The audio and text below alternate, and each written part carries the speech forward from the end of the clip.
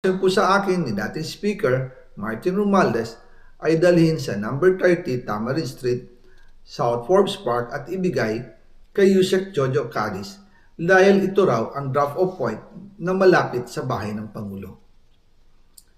Sinabi rin po sa akin ni Speaker Martin Romualdez na si PBBM ang nag-utos sa kanya na bilhin ang bahay sa number 30 Tamarind Street para gamitin bilang bagsakan at imbakan ng pera mula sa mga SOP, collection at deliveries na para sa Pangulo.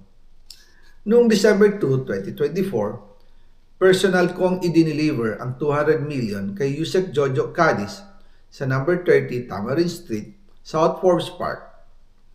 Ayon sa kanya, dadalhin daw niya ito sa bahay ng Pangulo sa number 41 Nara Street, South Forbes Park.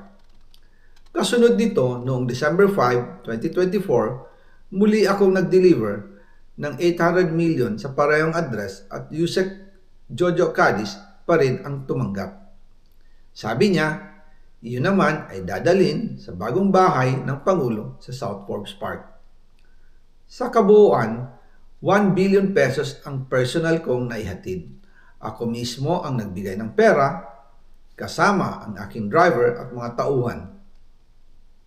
At lahat ito ay base sa direktang utos ni Speaker Martin Romualdez.